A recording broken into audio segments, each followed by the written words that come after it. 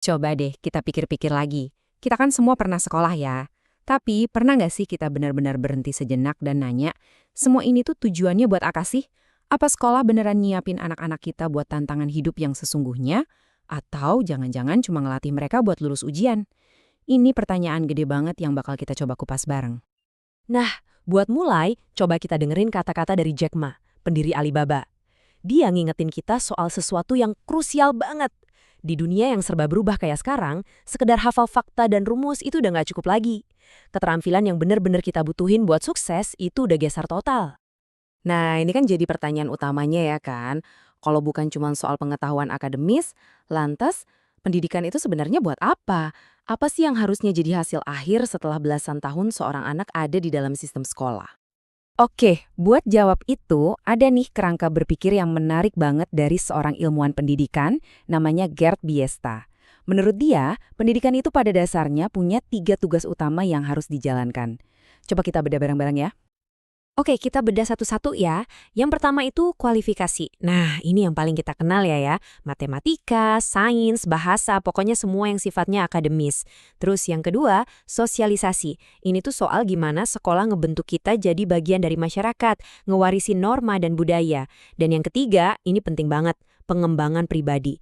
Ini soal gimana sekolah bantu tiap murid nemuin jati dirinya dan jadi pribadi yang mandiri dan berkarakter. Idealnya, tiga-tiganya ini harus seimbang. Tapi kenyataannya gimana? Di banyak banget sistem pendidikan, gambarannya tuh kayak gini. Fokus ke kualifikasi atau akademik itu dominan banget.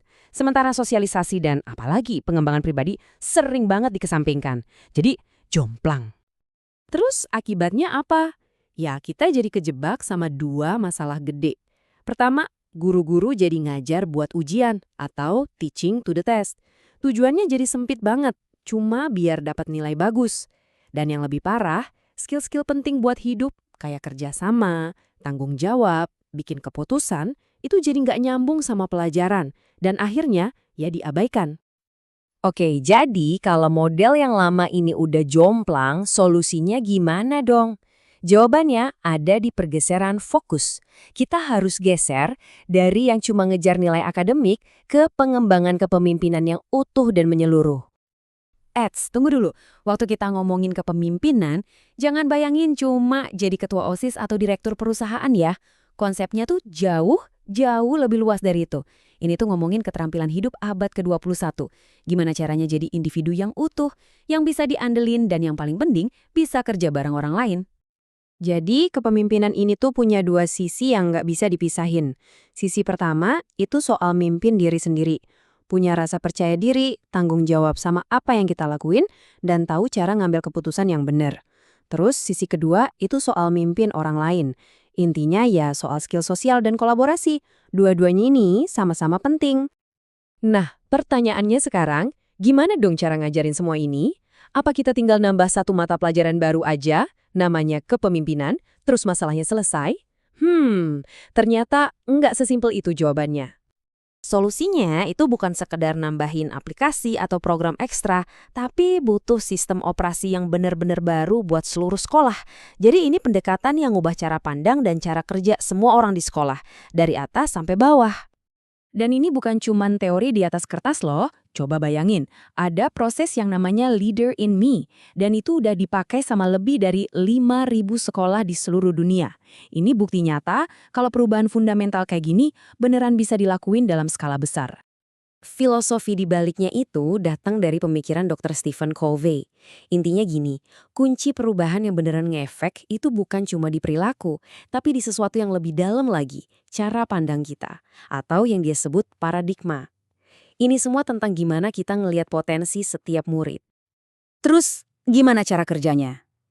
Lewat model yang simple tapi powerful banget. See, do, get.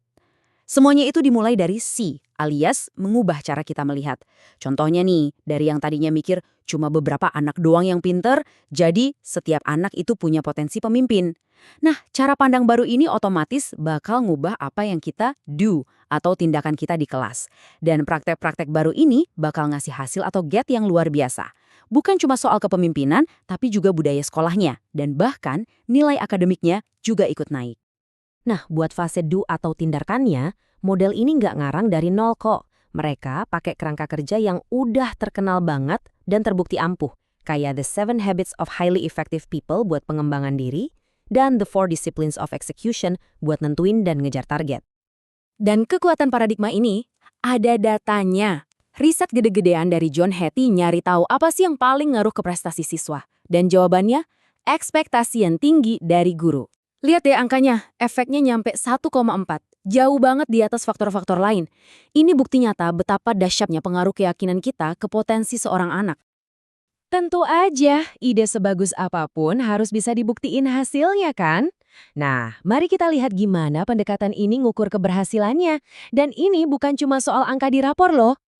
Hasilnya itu diukur secara menyeluruh, gak cuma satu sisi aja. Mereka lihat area kepemimpinan, misalnya dengan ngelacak turunnya kasus indisipliner. Mereka juga ngukur budaya sekolah, dari tingkat kehadiran siswa sampai kepuasan gurunya. Dan tentu aja, mereka tetap ngukur akademik. Kuncinya itu ngelihat gimana semua ini saling nyambung dan tumbuh bareng-bareng. Dan buat nambahin kredibilitas, pendekatan ini juga udah diakui dan didukung sama CASL. Ini tuh organisasi top di bidang pembelajaran sosial dan emosional. Anggap aja ini kayak stempel pengakuan gitu, kalau metode ini tuh solid dan beneran berbasis bukti. Jadi, semua ini ninggalin kita dengan satu pertanyaan terakhir yang penting banget buat kita renungin. Kalau kita semua setuju kalau tugas utama pendidikan itu buat ngebentuk pemimpin yang siap hidup di dunia nyata, lantas, apakah yang kita ukur selama ini udah benar? Apakah rapor dan nilai ujian itu udah cukup? Atau jangan-jangan kita selama ini sibuk ngukur hal yang salah? Nah, ini pertanyaan yang mungkin perlu kita tanyain ke diri kita sendiri dan juga ke sistem pendidikan di sekitar kita.